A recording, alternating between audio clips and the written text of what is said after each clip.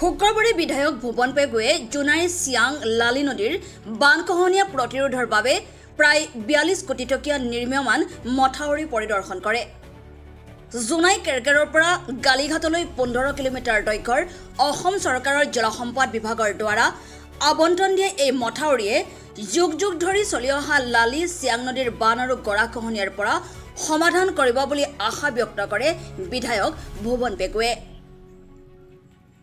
আধুনিক প্ৰযুক্তিৰে নিৰ্মাণ কৰি থকা এই মথাউৰি নিৰ্মাণ কাৰ্য সম্পূৰ্ণ হলে জোনাই নৈপৰীয়া কেইবাখনো গাঁৱৰ ৰাইজ তথা কৃষিজীৱী পৰিয়ালে যুগ যুগ ধৰি চলি অহা বাটপথৰ লগতে বিভিন্ন সমস্যাসমূহ অতি শীঘ্ৰে সমাধান হোৱাৰ আশা প্ৰকাশ কৰিছে বিধায়কগৰাকীয়ে। ইফালে শুক্ৰবাৰে এই মথাউৰি পৰিদৰ্শন কৰাৰ সময়ত বিধায়কগৰাকীয়ে নৈপৰীয়া ৰাইজৰ সৈতে বিভিন্ন সমস্যাসমূহৰ বিষয়ে মত বিনিময় কৰাৰ লগতে তেওঁলোকৰ সমস্যাসমূহৰ বিষয়ে বুজ লয়।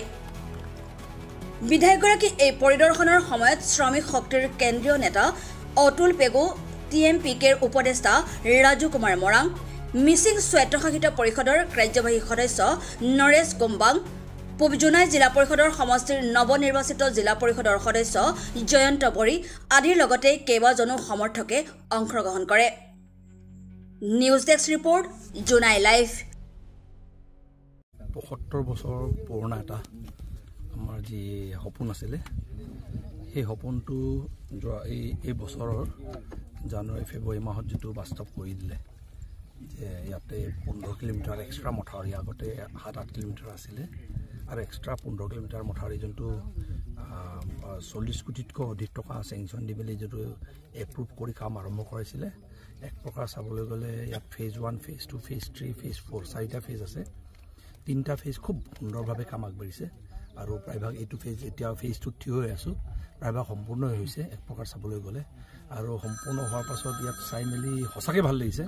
এইটো এনেকুৱা মথাউৰি এটা নহ'লে আগতে আমি এটা এগ্ৰিবান ইয়াতে কাষতে এগ্ৰিবান আছিলে, যিটো এগ্ৰিবানে আমাক বিশেষকৈ লালি নদী যিটো নেকি আপোনাৰ অৰুণাচলৰ পৰা চিয়াং হৈ আহে আৰু ইয়াত ব্ৰহ্মপুত্ৰ লগ খায়, সেই নদীৰ পৰা আমাক বচাব নোৱাৰিছিলে। তো ইয়াত 7খনমান গাঁও পঞ্চায়তৰ মানুহে খেতি ভালকৈ বাৰিষাৰ খেতিটো কৰিব নোৱাৰে। এতিয়া এইটো মথাউৰিটো হোৱাৰ পাছত এটা পাৰ্মানেণ্ট নেচাৰ, তাৰমানে চিৰকালৰ কাৰণে এটা নিৰাপত্তা ভিতৰৰ মানুহখিনিৰ হৈ গ'ল আৰু তাৰ কাৰণে সেইটোকে আদি পৰিদৰ্শন কৰিব আহিছোঁ। তাৰ কাৰণে মই ইমান আৰু ইয়াৰ পাছত সম্পূৰ্ণ হ'লে যেতিয়া খুব ধুনীয়া আৰু এটা ছিজন, এই বৰষুণ ছিজনটো পাৰ হৈ গ'লে এই জেগাটো ইমান ধুনীয়া হ'ব, নিৰাপত্তাও হৈ গ'ল, ধুনীয়া হৈ গ'ল আৰু এই মথাউৰিটোৱে এটা ইয়াৰ যাতায়াতৰ এটা বাটু হৈ যাব গোটেই নৈপৰীয়া অঞ্চলৰ ৰাইজৰ কাৰণে। তাৰ কাৰণে মই মুখ্যমন্ত্ৰী ডক্টৰ হিমন্ত বিশ্ব শৰ্মা ডাঙৰীয়া আৰু আমাৰ জলসম্পদ মন্ত্ৰী আমাৰ পীযুষ হাজৰিকা ডাঙৰীয়াক ধন্যবাদ জ্ঞাপন কৰিছোঁ। আৰু ইয়াত এটা 29 কিলোমিটাৰ আৰু বাকী আছে আমাৰ।